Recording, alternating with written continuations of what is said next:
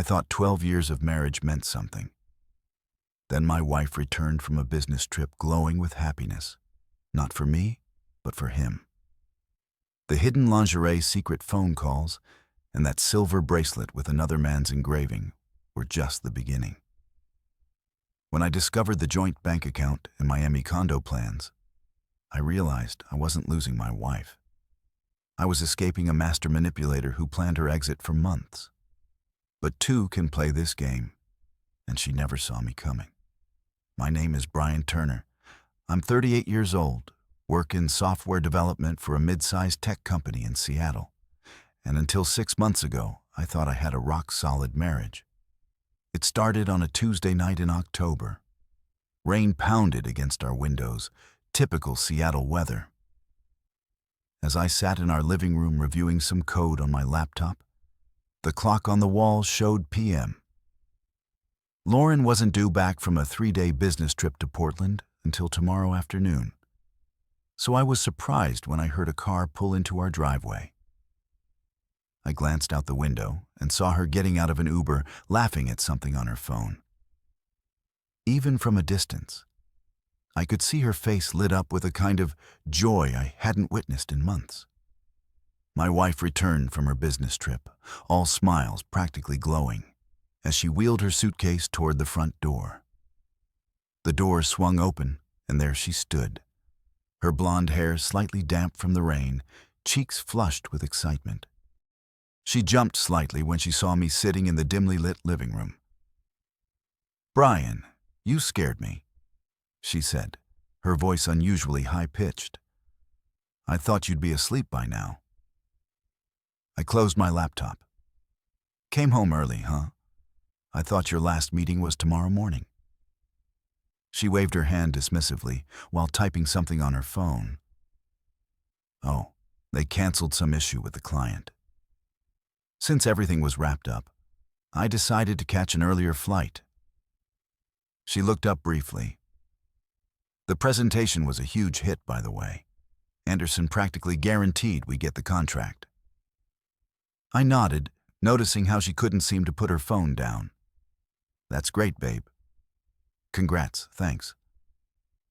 Her phone busted, and her face lit up again as she glanced at the screen. "Sorry, just work stuff." Everyone's still hyped about how it went. Something fell off. Lauren had always been dedicated to her marketing career, but midnight tech celebrations weren't really her style. "You seem really happy," I said, studying her face. Must have been some presentation.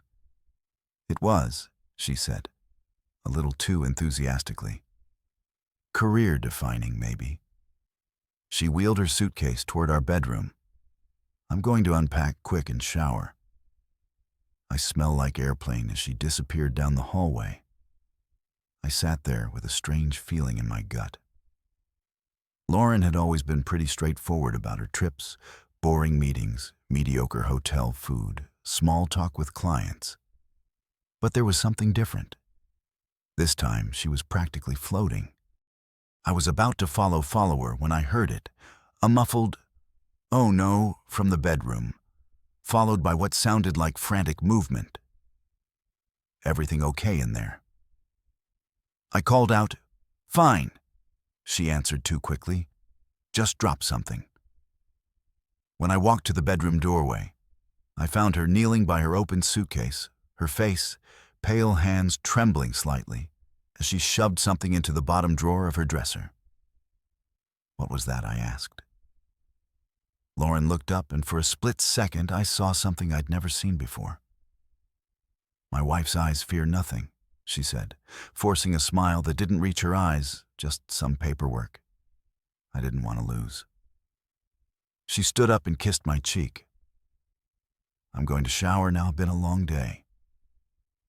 As the bathroom door closed behind her, I stared at the dresser drawer, an uncomfortable knot forming in my stomach. 12 years of marriage had taught me one thing for certain. Lauren was hiding something, and for the first time in our relationship, I was afraid to find out what it was. I couldn't sleep that night. Lauren's unusual behavior kept replaying in my mind. Around 2 a.m., I heard the shower turn off, followed by Lauren's quiet footsteps. She slipped in a bed beside me, and I pretended to be asleep.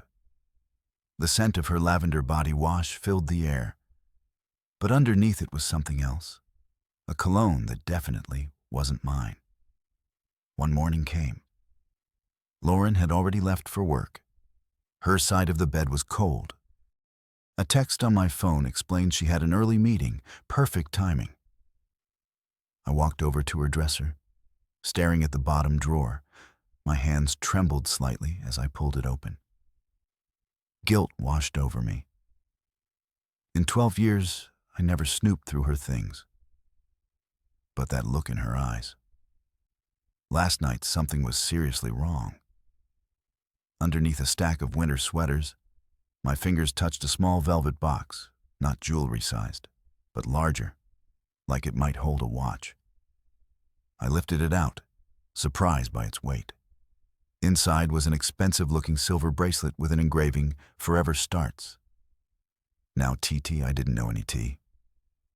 My stomach dropped below.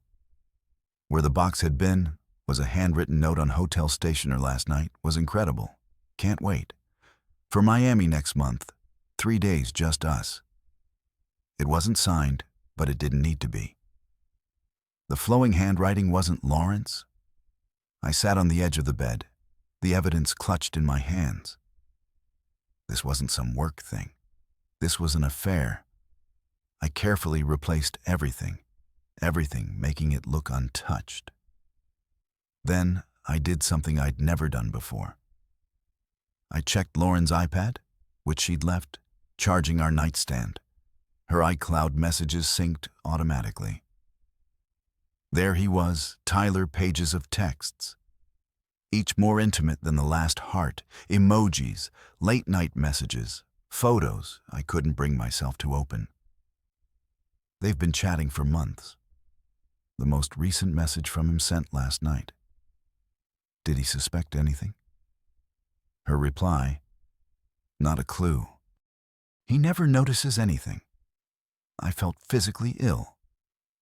12 years of marriage, and she thought I was too stupid to notice her affair. Worse, she'd been right until now. I took photos of the messages as evidence, then put everything back in place. My mind was racing.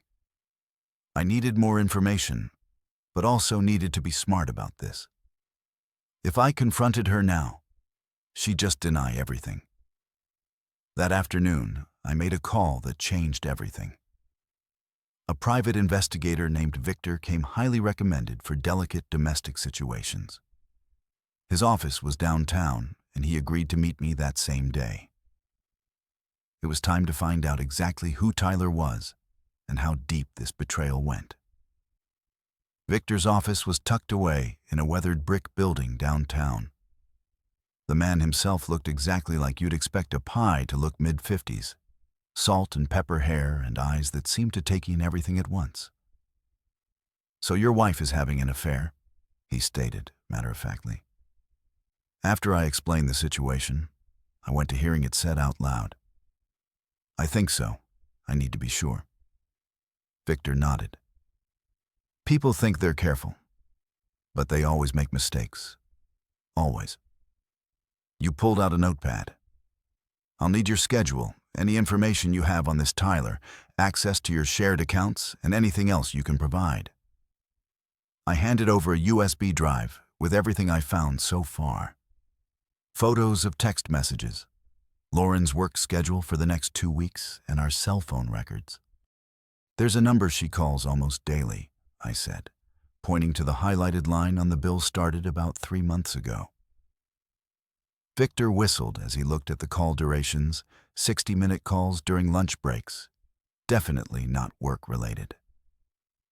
He ran the number through a database. Tyler Reynolds, marketing executive at Stellar Brand. My stomach dropped. Stellar Brand was a client of. Lauren Company's standard surveillance package is $2,500. Victor continued. "I'll track their movements, document any meetings, and provide photographic evidence, if there is any." 2 days later, I was living in a strange purgatory. going through the motions with Lauren. While knowing Victor was tracking her every move, I acted normal, kissed her goodbye in the mornings, asked about her day. Lauren seemed to view my acti. If anything, she became more affectionate, bringing home my favor, takeout, and suggesting a weekend trip the following month. The guilt was written on over her, but I played along. "You seem distracted," she said one evening, massaging my shoulders as I pretended to work on my laptop. In reality, I was waiting for Victor's daily update. Just a tough project at work. I lied, hating how easily the deception came. My phone buzzed with an incoming email. "Victor, bathroom break," I said, taking my phone with me. The email contained several photos of Lauren and a man I didn't recognize entering a boutique hotel downtown timestamp that very afternoon, when she was supposedly at a client meeting. The final image showed them kissing in the hotel elevator. My hand shook so badly, I nearly dropped the phone there. It was undeniable proof. The man who was destroying my marriage had a face. Now I took a deep breath and returned to the living room, where Lauren was curled up on her couch, smiling at something on her phone, probably texting him everything. "Okay," she asked without looking up. "Fine," I replied, amazed at how steady my voice sounded when everything inside me was screaming. The game wasn't over. I needed to know how deep this went. The next morning, Lauren kissed me goodbye with mint, fresh breath, and promises of dinner at our favorite restaurant that night. "I'll make a reservation for 7, she said, straightening my collar. Affectionately, "We've both been so busy lately, we need some time." I nodded, wondering if the U.S. in her life still included me at all. As soon as her car disappeared here down the street, I called Victor. "I need more." I said without preamble, "The hotel photos aren't enough. I need to know how long this has been going on, how serious it is already on it." Victor replied, "I've got someone following Reynolds too, and I've been digging into their digital footprint. They've been sloppy." That afternoon, Victor sent a detailed report. Tyler Reynolds, 36, divorced, had joined Stellar Brand 8 months ago, right around the time Lauren's business trips started increasing their first documented meeting outside. Of work was at a conference in San Diego 5 months ago. But the bombshell came in the financial records. Victor had discovered a joint checking account opened 3 months ago with both Lauren and Tyler's names on it. Small deposits made regularly saving for something. Worse still was the email Victor had uncovered from Lauren's personal account, sent to a real estate agent in Miami. "We're excited to view the waterfront properties next month. Looking for something modern to be our minimum budget is disgusted." I felt like I was falling down an endless hole. This wasn't just an affair. This was an exit strategy. When Lauren texted that she needed to cancel our dinner plans due to decline emergency, I almost laughed at the predictability. Victor confirmed she was with Tyler at his apartment. I used the evening alone to formulate my plan. Confronting her now would just lead to denials and half-truths. I needed to be strategic to gather every piece of evidence before making my move. I also consulted with a lawyer friend who advised me to document everything and secure my personal finances immediately. Joint accounts can be drained without warning, he warned.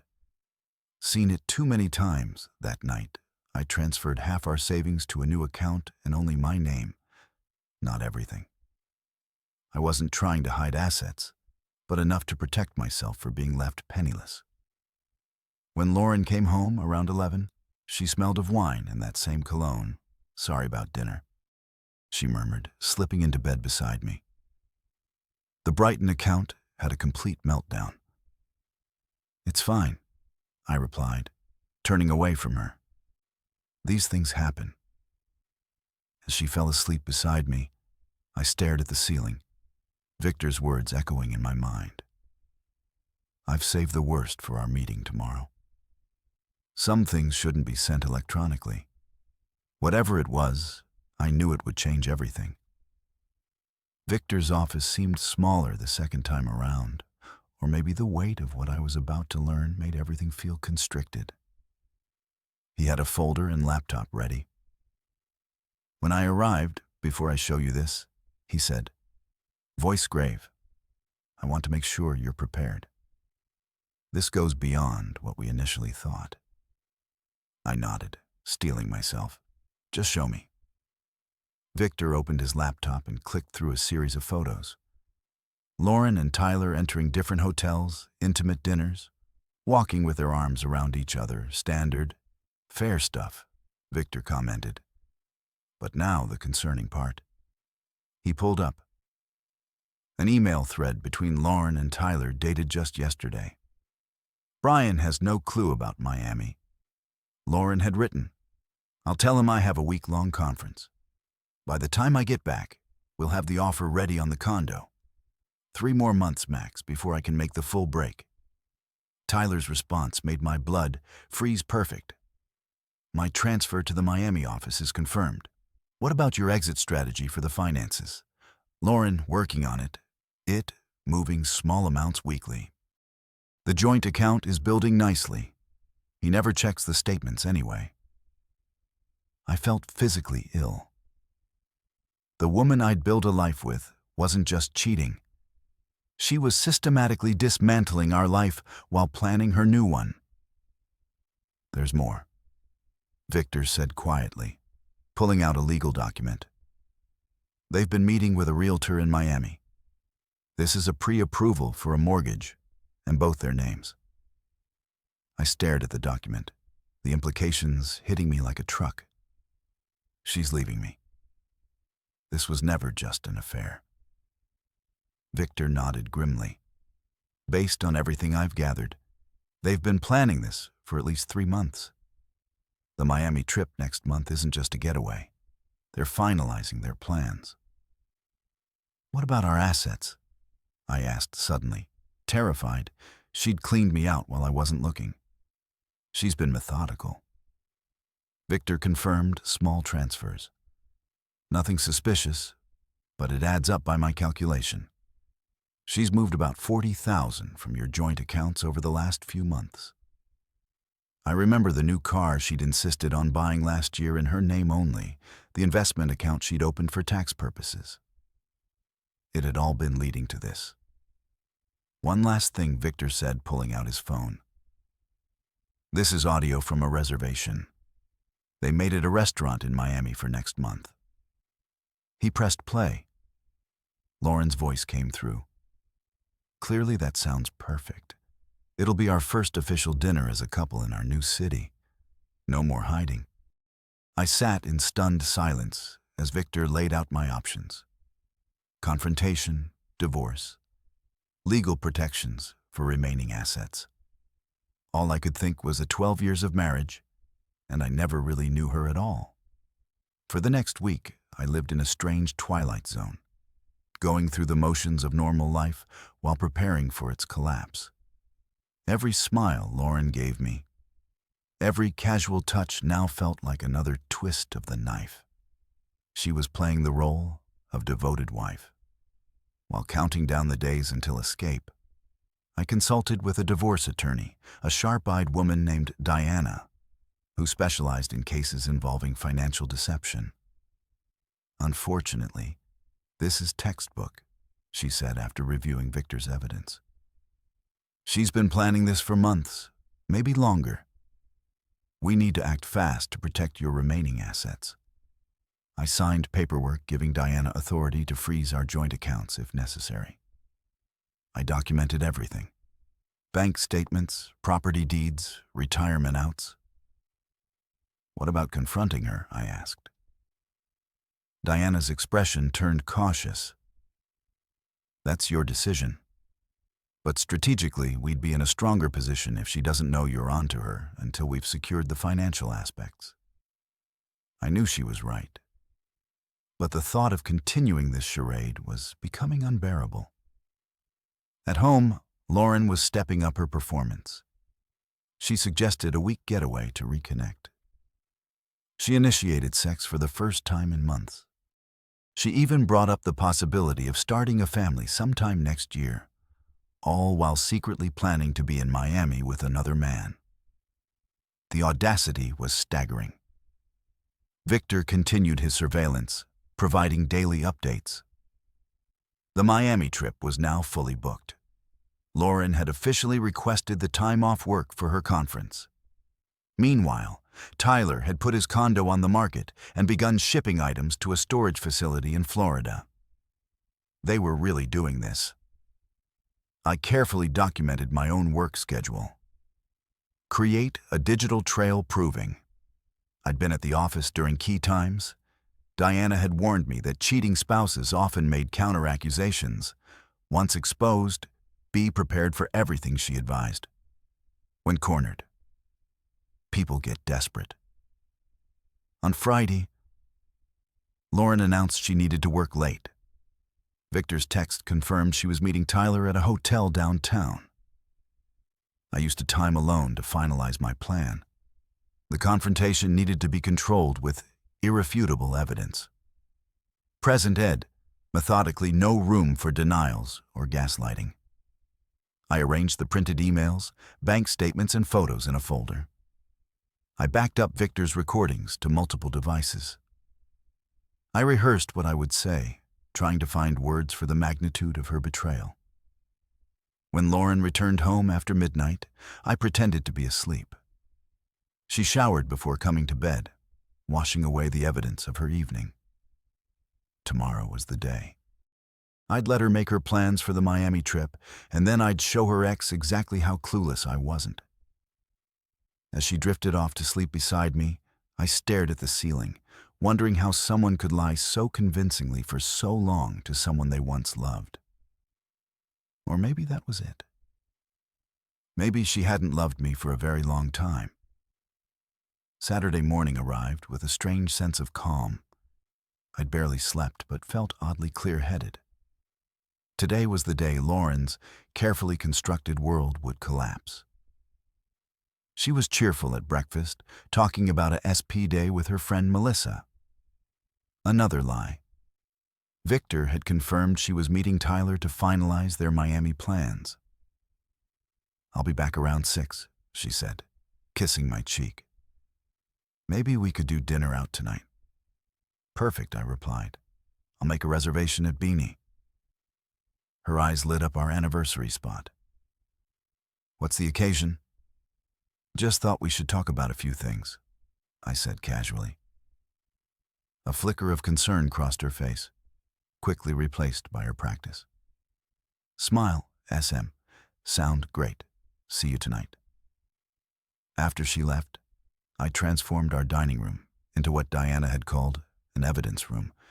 Printed emails arranged chronologically, bank statements highlighting suspicious transfers, photos of Lauren and Tyler entering hotels, the mortgage pre-approval for their Miami condo, all meticulously organized at.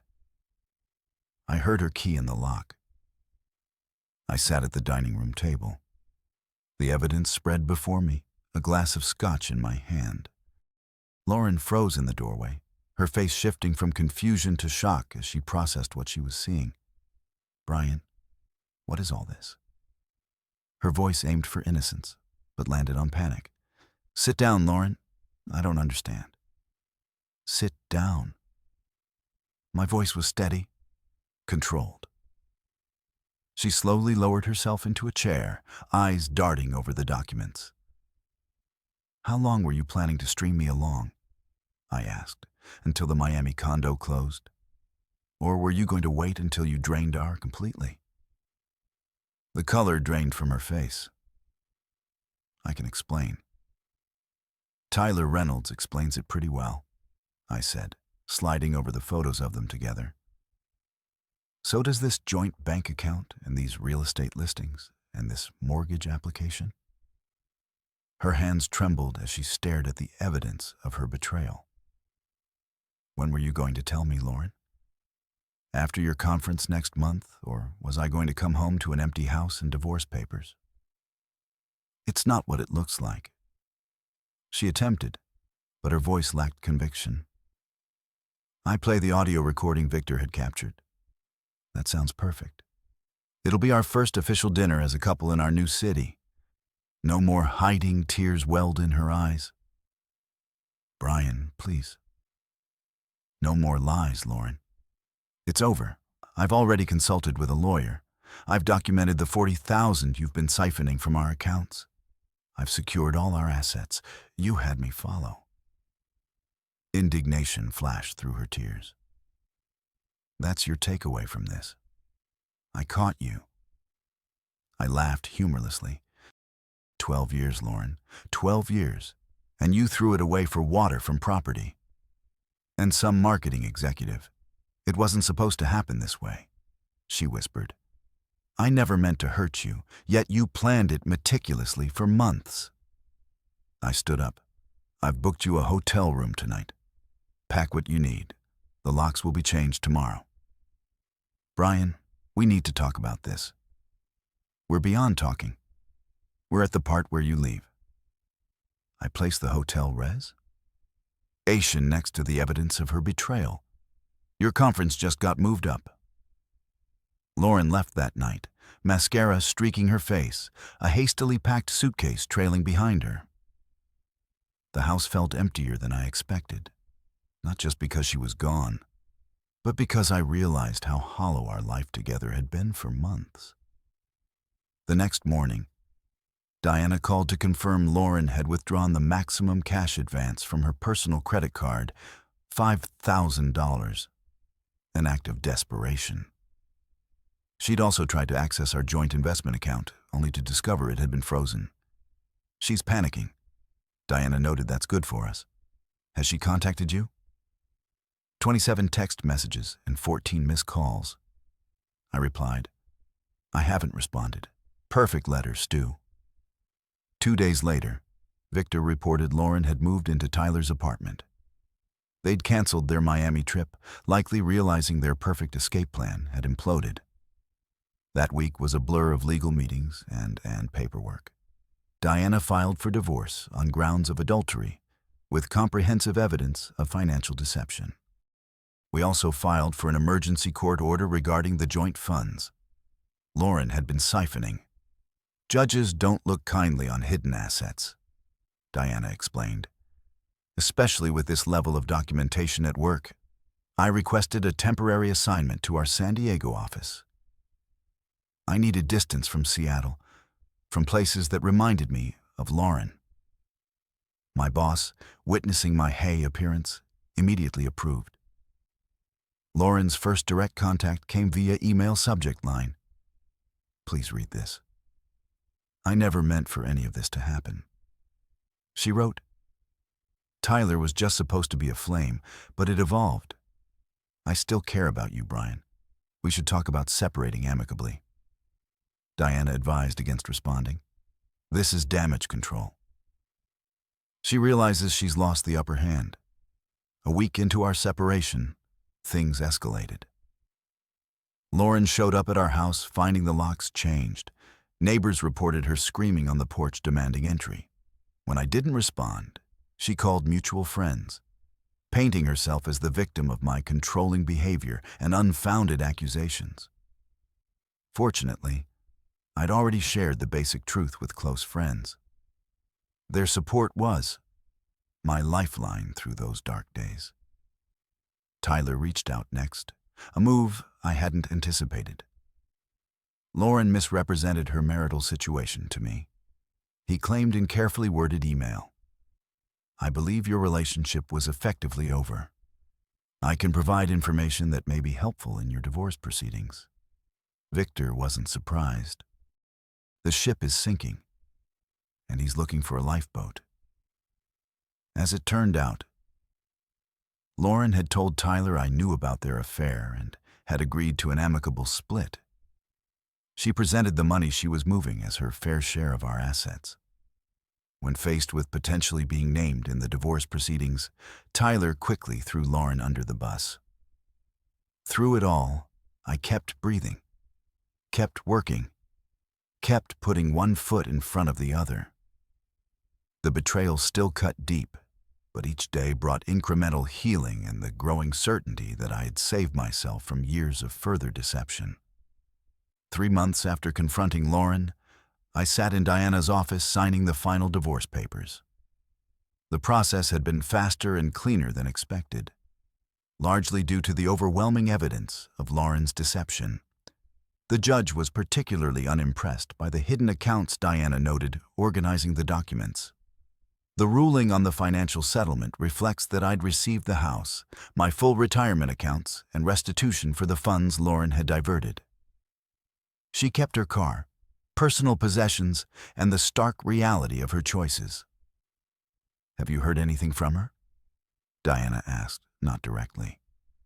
"Mutual friends say she and Tyler broke up a month ago, apparently once the thrill of sneaking around was gone." "So was the magic." Diana nodded. Unsurprised. Relationships built on deception rarely survive exposure to daylight.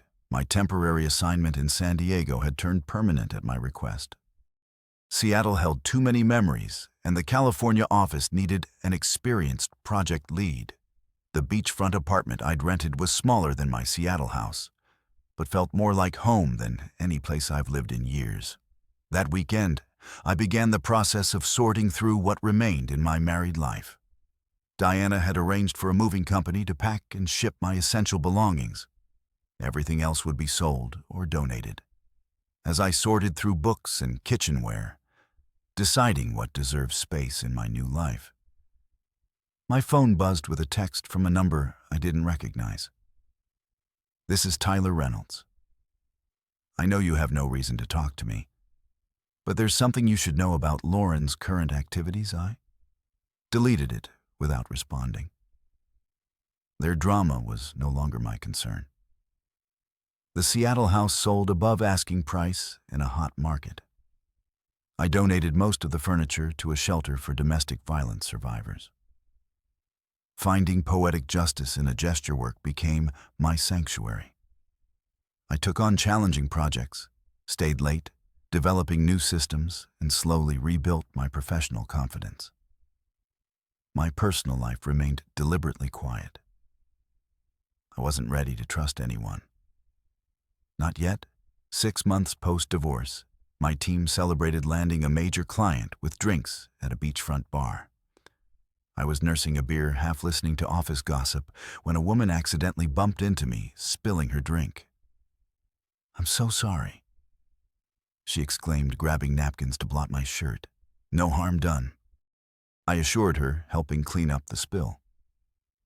Her name was Abigail.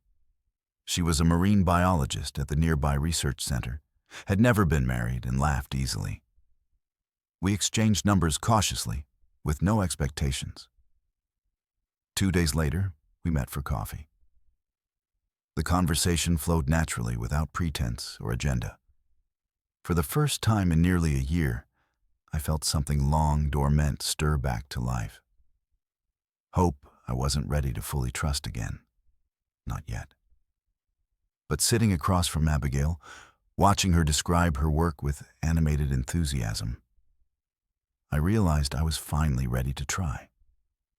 1 year after signing those divorce papers, I stood on the balcony in my San Diego apartment, watching the sunset paint the Pacific in shades of gold and crimson. So much had changed.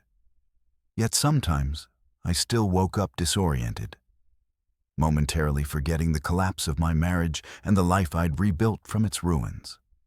The legal epilogue to Lauren's betrayal had concluded uneventfully.